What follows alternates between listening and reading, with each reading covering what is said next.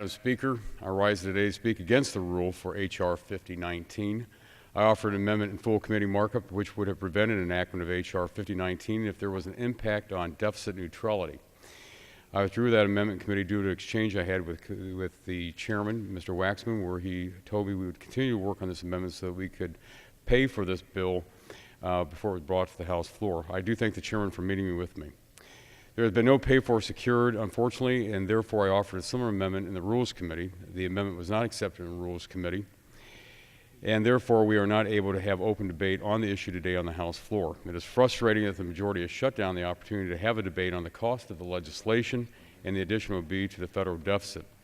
Very simply, my amendment stated that the provision of this act, including the amendments made by this act, shall be suspended and shall not apply if there is a negative net effect on the national budget deficit of the United States.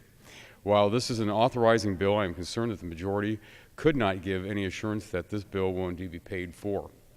I am very concerned about the $6.6 billion price tag of this legislation. At a time when there is a national deficit crisis, it is not appropriate to add $6.6 billion in spending to the deficit. As a Congress, we absolutely must stop this excessive spending. President Obama submitted his administration's fiscal year 2011 budget proposal with a record-breaking cost of $3.8 trillion. This budget proposal includes a $2 trillion tax increase over the next 10 years and projected record deficits. This proposal will double our nation's debt in 5 years and triple it in 10 from the levels from fiscal year 2008. CBO has stated that under current spending levels by 2020, American taxpayers will also be paying $2 billion per day in interest on the national debt. It also estimates that the debt will be $20 trillion by that year. Our nation's economic future requires that this Congress and the administration exercise serious fiscal restraint.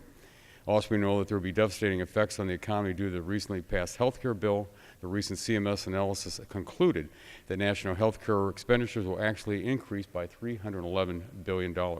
This analysis also shows that the recently passed health care bill increased cost care to 21% of the GDP by 2019. Finally, CBO released figures showing that the doc fix will now cost $275.8 billion through 2020, and those are only if the rates are frozen at current levels. This is a 33% increase from the initial figure of $207 billion. I'm against this rule and disappointed my amendment was not approved by the Rules Committee for consideration today on the floor. I yield. I thank my friend for yielding.